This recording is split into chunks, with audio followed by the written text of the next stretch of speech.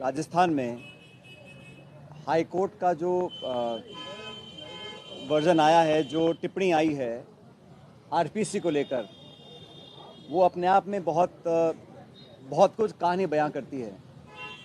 RPSC वो संस्था है जहां से प्रदेश का नौजवानों का भविष्य तय होता है एक तरह से। और लंबे समय से मैं खुद भी कहता आया हूं और लोग भी कहते हैं कि आरपीएससी का जो गठन है, जो चयन प्रक्रिया है, जो कार्यप्रणाली है, जो जवाबदेही है, जो पारदर्शिता है, वो पूरी तरह कॉम्प्रोमाइज़ हो चुकी है। अब जब हाईकोर्ट खुद ये कह रहा है कि आरपीएससी गूंगी बहरी बैठी है, तो मुझे लगता है कि सरकार के पास अब कोई कारण बचा नहीं है, कोई एक्सक्यूज़ बचा नहीं है कि वो मूल चूक परिवर्तन करे। मैं पहले भी कह चुका था कि नौजवानों का भरोसा अगर आरपीएससी के काम करने के तरीके से उठ जाएगा, अगर लोगों का विश्वास ख़त्म हो जाएगा, चाहे वो चयन प्रक्रिया है, चाहे वो इंटरव्यूज़ हैं, चाहे वो एग्ज़ाम्स कंडक्ट करने का जो प्रोसेस है, अगर वो सब पे नौजवान लोग विश्वास करना बंद कर देंगे, तो हमारे देश और प्रदेश के लिए बहुत दुर्भाग्यपूर्ण घटना होगी। मैंने पहले कहा था कि आरपीएससी में जो हुआ वो पूरा एक्सपोज हो चुका है, तो बिना समय ज़ाहिर करे उसमें मूल चूक परिवर्तन करना पड़ेगा। और बार बार ये कहना कि वो संवैधानिक संस्था है, उसमें परिवर्तन करना पॉसिबल नहीं है, ये महज एक बहानेबाजी है। 1 साल से ऊपर सरकार को हो गया और सरकार अगर चाहती तो बहुत कुछ परिवर्तन ला सकती थी, लेकिन महज चुनावी भाषणों में बातें बोलना और सत्ता में बैठने के बाद अपनी आंख बंद कर लेना इस बात को दिखाता है कि कोई अनावश्यक दबाव सरकार के ऊपर होगा। क्योंकि पुनर्गठन करने में, उसको रीऑर्गेनाइज करने में, उसमें कुछ चेंजेस लाने में या उनके वर्किंग को बदलने में सरकार बिना समय खोए काम कर सकती थी, लेकिन जानबूझ के इसको लटकाया गया। अब जब हाईकोर्ट ये बोल रहा है तो सरकार को मुझे लगता है बिना समय ज़ाहिर करे इमीडिएटली इसमें मूल चूक परिवर्तन करना पड़ेगा और करना चाहिए। सब चीज़ों में जो मेंबर सिलेक्ट होते हैं, कौन करता है, कैसे करता है, कोई मापदंड हो, कोई क्राइटेरिया हो। सिर्फ लोगों को संतुष्ट करने के लिए वर्ग, जाति, समाज और प्रांत के अलग अलग लोगों को ऑब्लाइज करने के लिए हम नियुक्तियां करेंगे तो वो गुणवत्ता में बहुत कॉम्प्रोमाइज़ हम लोग करते हैं। जब चोरियां पकड़ी जा रही हैं, रंगे हाथ लोग पकड़े जा रहे हैं, पुलिस कार्रवाई कर रही है, फिर भी आरपीएससी को अभी तक सरकार ने कोई भी बदलाव के संकेत नहीं दिए हैं और सिर्फ अपनी जान बचाने के लिए स्टेटमेंट्स दे रही है। और कल का जो स्टेटमेंट हाईकोर्ट का आया है, उसके बाद तो मैं समझता हूँ कोई कारण नहीं रहा कि सरकार इस पर कार्रवाई ना करे। सरकार को करना चाहिए और ये बताना चाहिए कि 14-12 महीने सरकार ने ऐसा क्यों नहीं किया।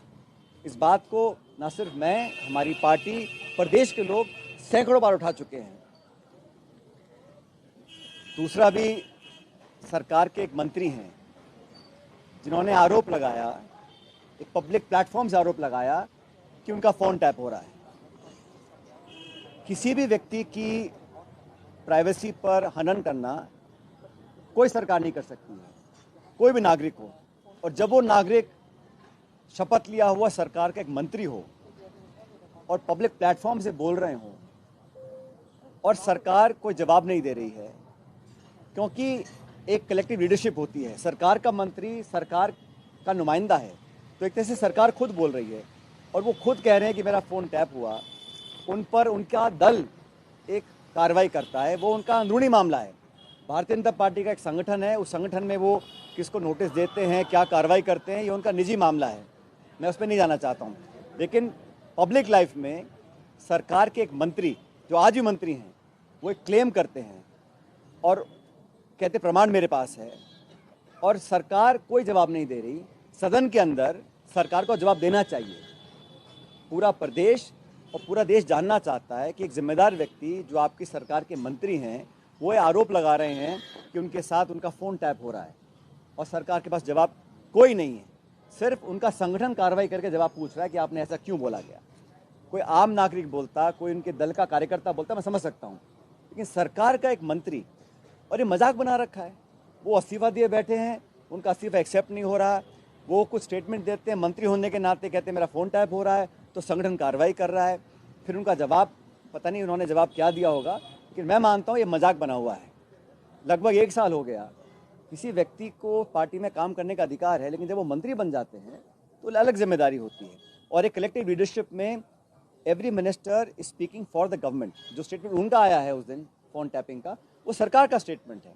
सरकार में बैठा मंत्री खुद कह रहा है मेरा फ़ोन टैप हो रहा है, और सरकार मजाक बना रखा है।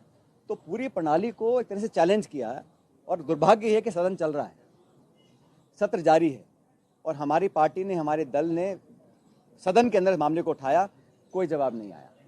तो मुझे लगता है कि सरकार को कुछ निर्णायक कार्रवाई करनी चाहिए, सच्चाई जनता के सामने आनी चाहिए।